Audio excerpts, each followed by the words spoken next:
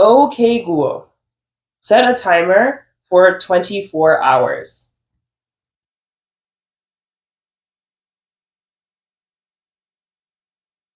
Okay, Google, set a timer for 24 hours.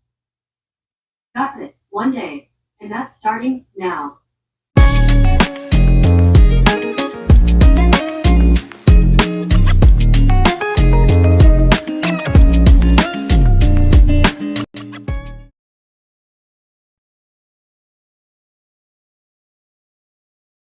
I'm gonna go do my walk, do the rest of my walk, and finish, probably not finish, but like listen to like put a good dent in the audiobook. I'm already halfway through, so I'll probably be like 75% through or something. No, it's only a 20-minute walk. I'm dragging it. Anyway, I'm trying to like crack my Alani like one-handed.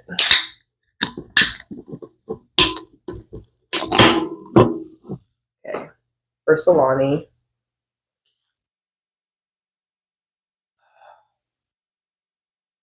So good. I truly cannot be bothered with any other energy drink. I will check back in.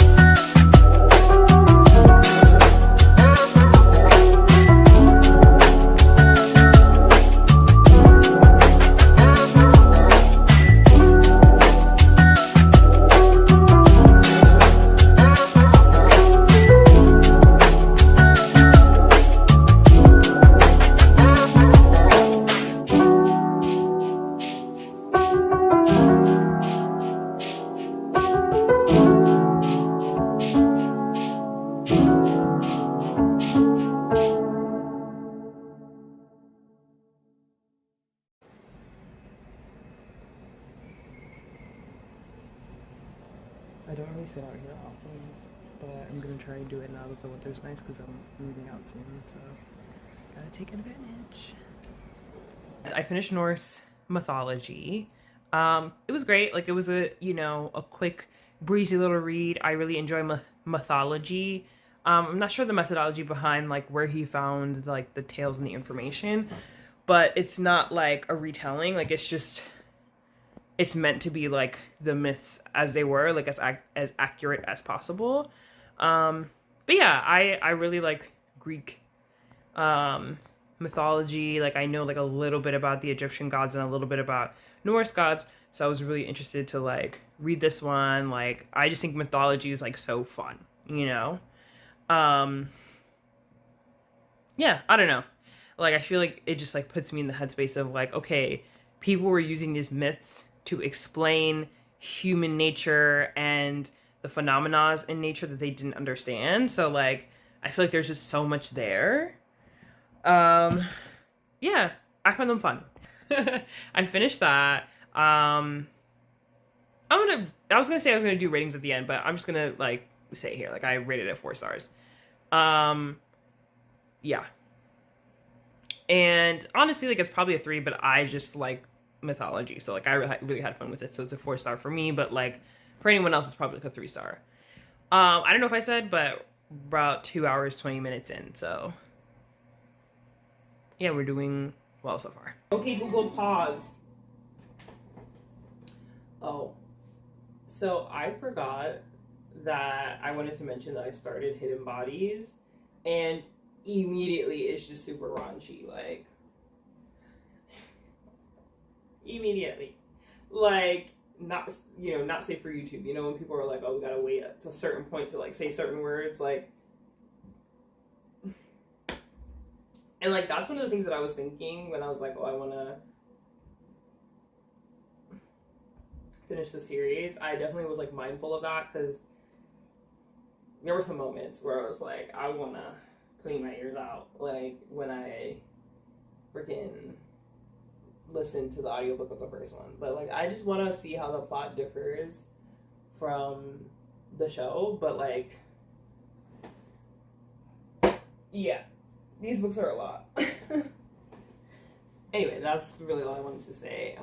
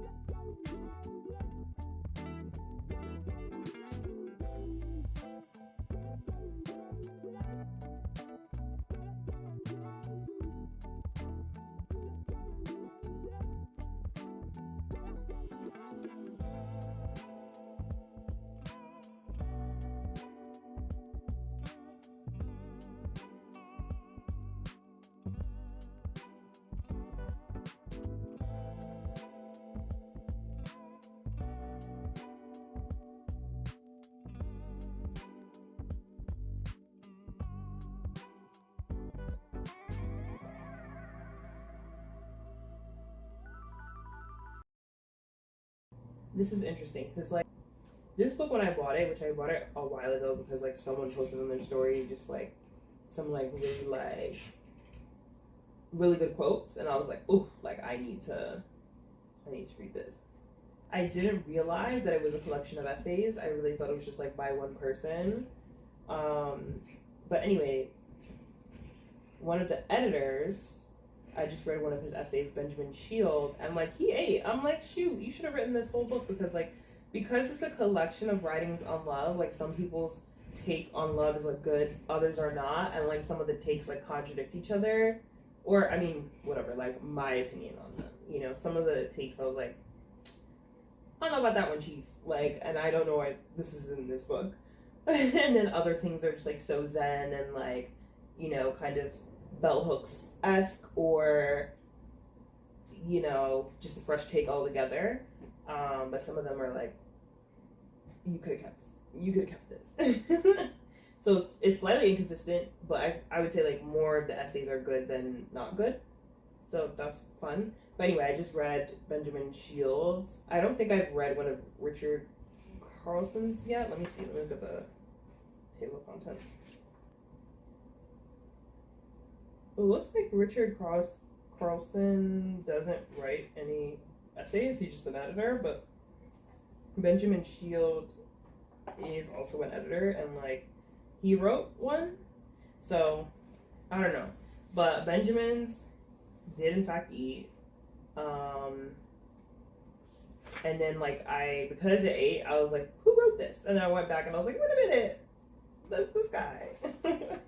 So I told you the first one I was reading was by Benjamin Shield. The second essay I forget the person's name. I believe it's a woman, but that essay was talking about um, one of the secrets to marriage being continual gratitude for what that person brings to your life and just appreciation that you have love at all. And I think that is actually a really beautiful sentiment. The other thing that we're talking about is resentment, like how in particular women are like good at like giving love but not necessarily receiving it, and when they feel like they're giving love and not receiving like their love like kind of in return, resentment can build up.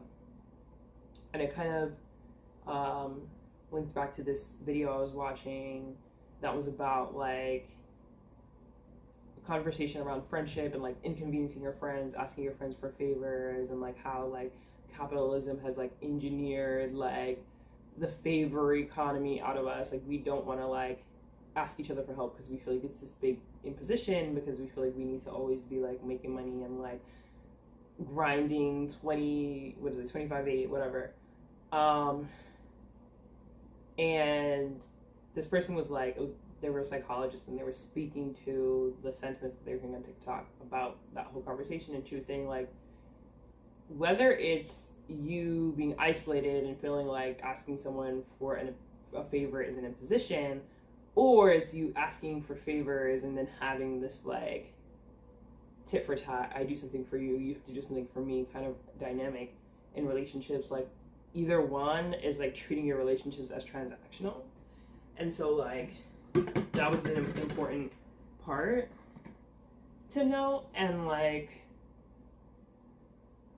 for me, and she's basically saying like don't do a favor unless, or don't like, you know, give of yourself in a certain way unless you're prepared to like not receive that in return. Like don't do it with this in mind of like I'm gonna get something of similar or equal value back. You know, if I give you a ride to the airport now, the next time I need a ride to the airport, I'm gonna ask you and you're gonna do it for me because I did it for you. Like don't expect those kinds of things, because invariably you'll be disappointed. Like, and so the reality is just give of your time and your care and your attention because you care about someone, not because you expect to receive something in return. And like never do so much that if you don't get it in return you'll feel resentful. You know what I mean? In a sense of like give out of generosity, not obligation, or not out of like now I'm paying into this bank that I'm planning on withdrawing from. You know what I mean? Not to say don't do nice things, but like you should do them, but do them to do them, not to receive something in return. So that was kind of, that sentiment kind of links back into like the essay that I was reading. And I love when like stuff that's just been on my mind or stuff that like I'm consuming through other means like links with a book. So that was kind of cool. I was listening to Hidden Bodies. Like I'm still like, I felt like last time I started it, because I don't know like how far I got in, but I definitely started it and got like a little bit in, and I realized that it was not linking up with the show. Fine so far. It's just, as I said earlier, like raunchy in a way. Like I get it, like because it's not, I think what it is because it's not a romance. So it's like the way that he describes certain acts would already gross me out even in a romance, but like knowing that like he's probably going to, you know, disappear this woman, she's gonna be swimming with the fishes soon, it's extra weird. Where I'm just like, why do we gotta talk about these things like this or at all? Because I know where it's going. Like I can't. Anyway, whatever. Like I gotta stop complaining about it because I'm going to finish the series. Like we'll see. Like depending on how this book goes, but I think my curiosity is like, my curiosity is gonna get the best of me, and I'm gonna finish this series just so I know how it stacks up against the show. Because I feel like the show has gotten away from itself, and like I'm not enjoying the show so much. So I'm hoping that the books are better in terms of like the original point of You, which was to poke fun at the creepy things in rom coms that for years and years and years have been like let slide. So I feel like You, the show, lost sight of the fact that it's supposed to be satirical, and I'm wondering if this series is going to keep that in check. Anyway, we'll see. Okay, so I'm also reading Now Is Not the Time to Panic. I just read the first 2 chapters. I'm liking it so far. Basically, first chapter is like present day, and our main woman, she's a woman now, she has a kid and everything, she's married, blah, blah, blah. She's getting contacted by a reporter asking about the panic, the Coldfield, Tennessee panic of 1996. And she started it. She says in her internal monologue, she started it with someone else. And then second chapter is her like a flashback to the past in 1986 when she met the person that she like basically started the panic with. But like what I don't understand is like apparently they started a panic, but it's with art, and I just don't understand how you start panic with art. So I'm definitely interested to get to that part, but like it's reading quickly, which makes sense. It's a short book anyway. But they meet at the pool. There's like some contest to like grab this watermelon out of the pool, whatever. And what am I even saying? I'm losing my train of thought. But basically, she helps him get the watermelon out of the pool, and then he's like, "Oh, you helped me win," blah blah blah. Like, he was like excited, like grateful, whatever. I appreciate that the internal monologue of the flashbacks kind of reads like their children because I think they're supposed to be like 13. They're supposed to be young, you know, like middle school age, like maybe even like 12, let's say. But anyway, like I'm liking it so far. The first chapter I was like, "Ooh, this is reading a bit slow. I don't know. Like I need something that I'm gonna breeze through." But second chapter, it like really picked up, and like I'm liking it, and so I'm feeling like we're gonna breeze through this one. Hey, I'm back. It's been like 2 seconds. Like maybe okay. It was like 2 songs. I'm listening to Tyla's album. Love that album. I just had to skip last because that song makes me so sad. I finally put on the overhead light. That's why the lighting has been so like trash for this video is like I haven't been putting on my overhead light, which is so freaking bright. So I said that these people in this book are 13, but they're not. They're actually 16, which kind of changes the dynamic of the trying to get the watermelon out of the pool, and maybe it's just a small town thing because I'm like I would have thought y'all were like middle school, the fact that y'all were doing that, because I'd have been like I'm too old for this, I'm going home. I'm like I was so bratty at 16. Anyway, so one, I wanted to update before I forgot that they're actually 16, not 13. But two, the reason why I found that out was a really great line. So basically the guy that she's getting to know, that she met at the pool, he's new to town, and his name is Zeke. Her name is Francis Furlong, I guess. And Zeke is asking her, "How do you like the town?" And she's like, "It's fine, like whatever." And she was thinking in her internal monologue, like, "What else would I be doing? Like, what would I do if I was in the city? Like, I don't know." And the line she says is, they were talking about she was talking about living in the city, and she says like, "Oh well, maybe I'll go to a museum. That would be fun." But I was 16. I lived inside myself way more than I lived inside this town. And I feel like that's so real. Like as a teenager, you're so in your head. Partly that's why you're so self-centered, because like that's all that freaking matters, for better or for worse. Like you're just inside your own head like so freaking much. Um maybe that's just my experience, but like I was like that's a dope line and like a nice way to like actually drop like I don't know, like identifying information, backstory. Like he's slick with how he like provides the backstory and the information because it just hits in really good ways. Like, okay, Kevin, like I might need to read more of your stuff. And I'm always like skeptical of like YA, although it's not necessarily YA, but like obviously some of the story is in the past in 1986 when they're teens. So maybe this would count as YA. I don't know. But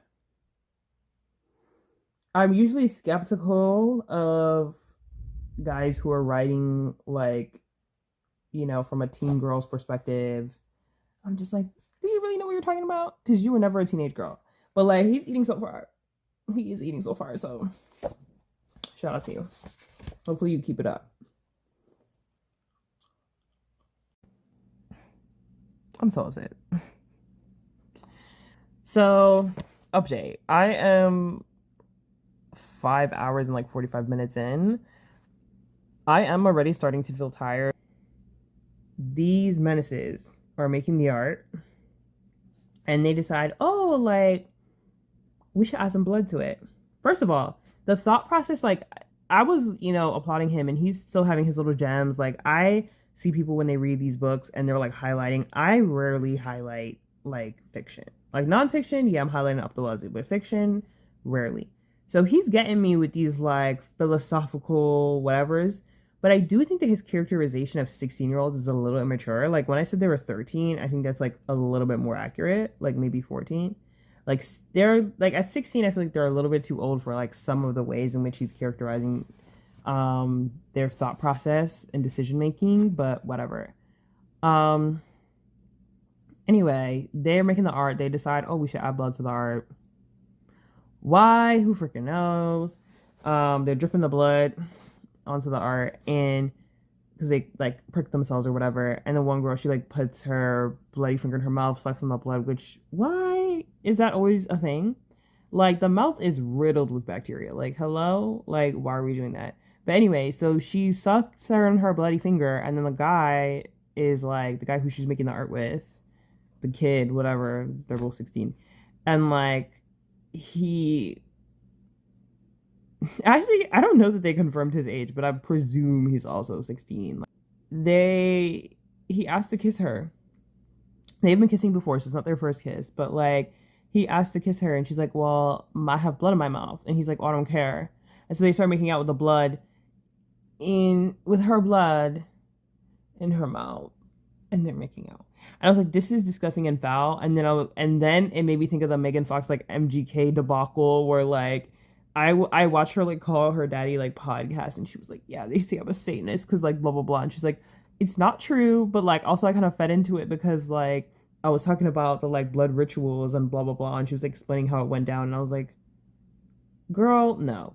But also, I'm mad that this book made me think about that. Like, hello, like, can we keep our blood inside of our bodies? Please stop putting open wounds in your mouths. Like, please.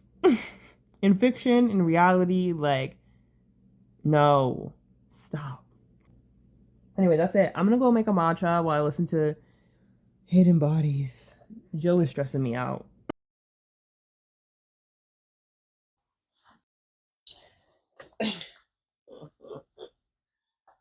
So people are starting to like get interested in this, like the posters, because they're putting them like everywhere. Because I'm like, how does this become a panic? But like now it's kind of making sense because they're putting them like everywhere, and they're putting them like nonsensical places. So now I'm like, okay, I guess I could see how it could cause a panic because it's just confusing. Like, and it's just like it's like you're inundated by it. You're inundated by it, but you don't understand why. So I can see how it could reach a fever pitch, and like the main characters, they're like obsessed with just continuing to post the posters. So they made the posters, they're posting them everywhere, and it's become like their feverish little secret, and they're posting them everywhere, like on cereal boxes in the grocery store, and like they put them in the pocket of someone's jeans in their unlocked locker at the public pool, like just like the most random like niche things, because you could imagine you're seeing these posters all over town, and then like you find one in your jeans pocket and you don't know how it got there. Like I could see people being like, what the hell is going on, especially if they keep doing it for like the whole summer. But like I just don't understand like where it's gonna go. Like I'm waiting for the plot to like really plot. Like things have been moving like at, I think, I guess like a reasonable pace. Like I'm at like one, not one. I'm at 76. So I feel like it's a reasonable pace. Like, the panic is like high. Like it's not like quite panic yet, but people are like, what the hell's going on? So like we're getting into the meat of things, but I'm just like, where is this actually going? And yeah, I'm getting tired. So I'm like, I needed to like hit off and like crazy stuff to start to happen. But I'm thinking to myself that like it probably won't. Like I think this is like shaping up to be a more of a subtle book, but it's a good read. Like it's not like yeah, it's a good read. Like I feel like it's okay. Like the momentum is not like the pacing or the momentum is like not bad. I'm just tired, but I'm still enjoying it very much. So okay, so just a little bit over the 12-hour mark. Um, I'm about 40% into now. Now is not the time to panic, and it's getting juicy. It's getting interesting.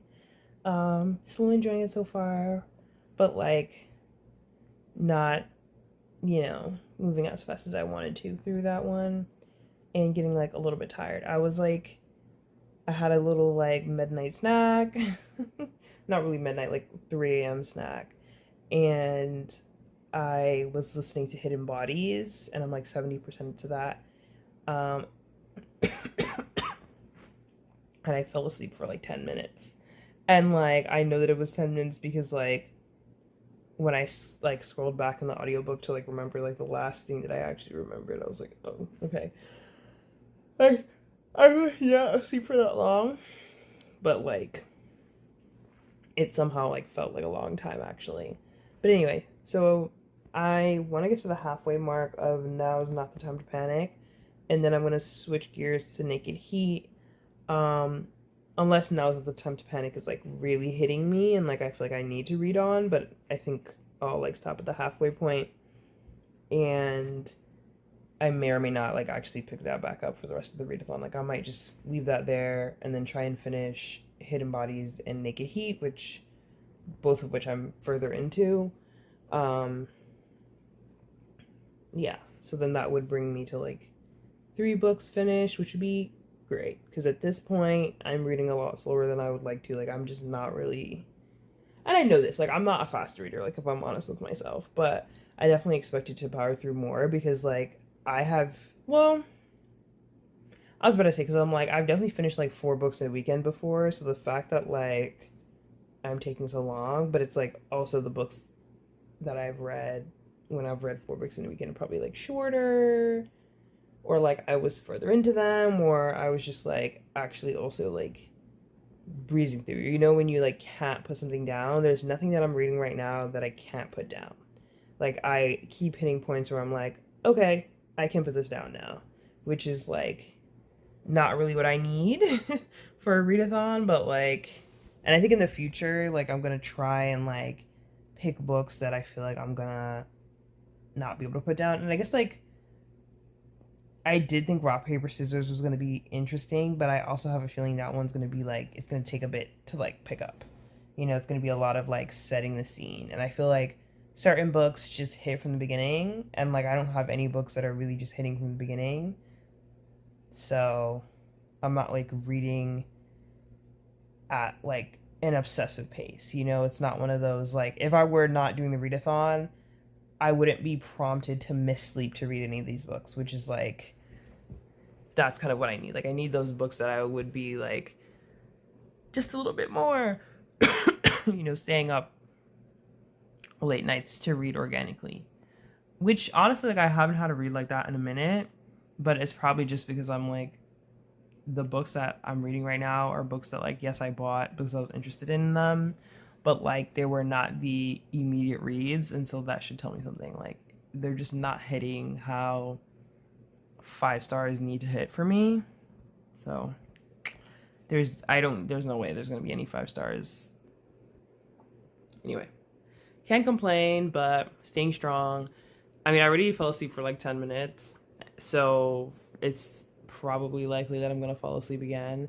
Cause like even though it's like morning, like the sun is like starting to come up, like I can see like a little bit of blue peeking, but I'm like I forget that it's only been 12 hours. So like even though I've survived a whole night, which kind of feels like the worst part of it, I still have like 12 hours to go. So yeah, we'll see. 12 hours is feeling short because I feel like in these 12 hours I've done nothing. But in reality, I finished one book, I'm 70% through another, 40% through another. It's not too bad. Especially considering that I've been like stopping a lot to like chat. I didn't want to stop that. But yeah, I've gone like maybe 6 hours without an update, so 6 hours? I don't think so. But I've gone a good chunk of time without an update, so I'm gonna try and like not update until we have like 6 hours left. Yeah. I'm gonna try and wait until we're 18 hours in, therefore having 6 hours left. Yeah. I think that's the goal. But I might, if I fall asleep, I'll probably update like when I wake up. But yeah, I did my little 10-minute accidental power nap, and I am actually feeling more awake, but I am also in my bed now, so chances of that changing at the drop of a hat and me just waking up and being like, when did I fall asleep? Definitely possible.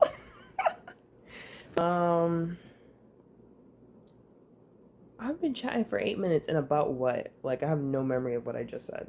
All right, I'm gonna see y'all later. Hey, update. So it's like, what time is it actually? It's almost 3.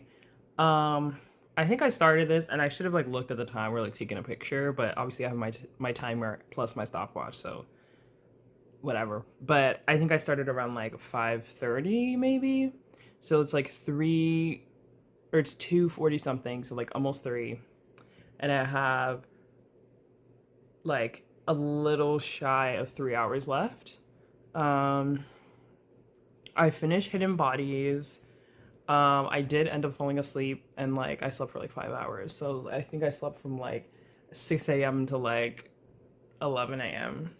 or something. Like, like 6:30 to like 11:30 or something like that. So did not make it 24 hours. So I finished Hidden Bodies and I started, because I was still eating, so I started the next book in the series and it did kind of like a little bit leave on a cliffhanger.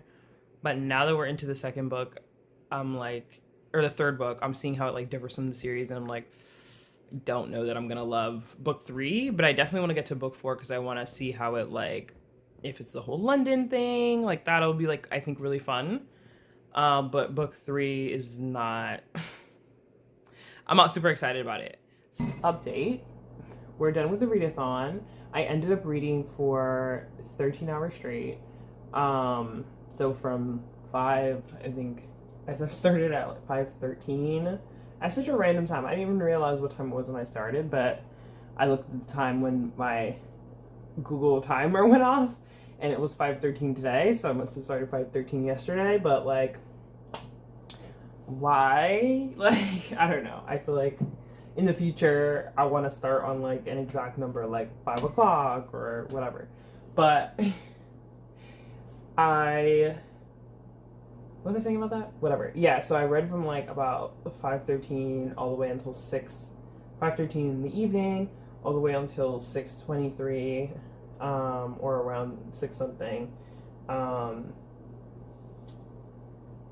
The next morning, sorry, I was just like like my watch like tracks when you fall asleep, but I feel like it's not that super accurate, but whatever. Point being, I remember looking at the time and it was at least 6, so I was definitely awake around 6. So yeah, so I read for about roughly 13 hours. Then I slept for about 5 hours. Then I woke up and read the last 6 hours, I believe. I think that math is correct. So I read for a total of 19 hours, but unbroken 13 hours. And I finished Hidden Bodies. I started and finished Hidden Bodies. I finished Norse Mythology, which I was already halfway through. And I gave, as I already said, I gave Norse Mythology 4 stars. I give Hidden Body 3 stars. Hidden Bodies, whatever, 3 stars. Sorry, it's fine. Like, if you like the You story, you'll like that one.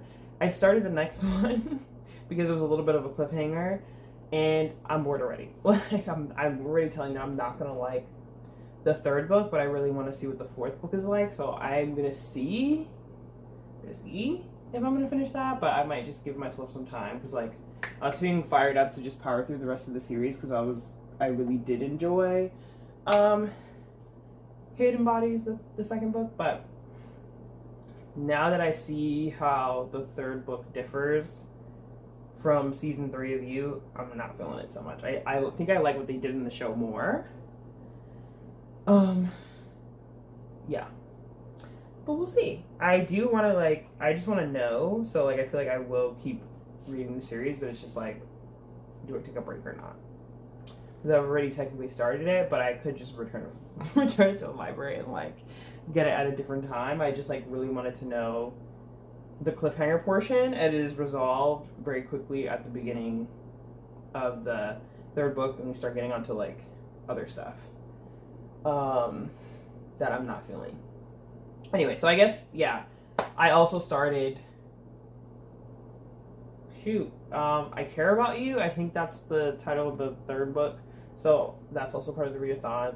And then I read about 10% of Naked Heat.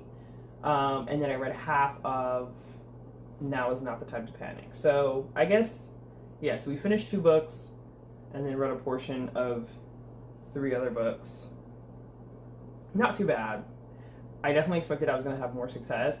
And I think honestly, yeah, like had I not slept, like had I read for the whole 24 hours, like yes, I would have been seriously delirious, but like I definitely could have finished probably the last 2 books. Because I have like half left of one of them and like 25% of the last one. And like that is what I wanted. Like you know, that would have been my ideal to walk away and be like, okay, I read 4 books, like would have felt good about that. But I just read 2. But there were the 2 that like I wasn't that invested in finishing anyway, so I'm not like living my best life, living, laughing, loving, but you know, like I enjoyed those the most, and so you know, probably why I finished them. But the other ones, like I've just been either wanting to read for a long time or reading for a long time, so I did want to finish those, and I am going to finish those. I definitely want to do this again. I did want to take a stab at this, but I definitely want to do it again in the future when I'm like more well rested and I'm starting first thing in the morning, because like I've never done an all-nighter, I'm not gonna lie. Like I have a trash sleep schedule, but I've never done an all-nighter. I think the least sleep I've gotten is like maybe 2 hours of sleep in one night. And I kind of mentally prepared myself for that. Like maybe I was like, maybe I'll fall asleep for like an hour or an hour and a half. And I think like that probably is what I could do in the future if I start first thing in the morning and if I'm more well rested going into it. So I want to try again. I know that like staying up for 24 hours is like patently like not a good thing for your health or like not a great use of your time, but like a challenge is a challenge, and like I kind of get like, I don't know. Like I feel like it's weird to say that because like I'm not a competitive person, I'm not a sporty person, but like I love an internet challenge. Like, but anyway, I will see y'all later. I'm rambling. I'm actually crazy enough because I did have my little like 5 hours of sleep. I'm not actually gonna go directly to sleep right now. I'm actually gonna read some more. Crazy. I'm gonna see if I can finish the one that I'm like 75% in tonight, and then I'm gonna go to bed. I think that's my plan. It's been so fun.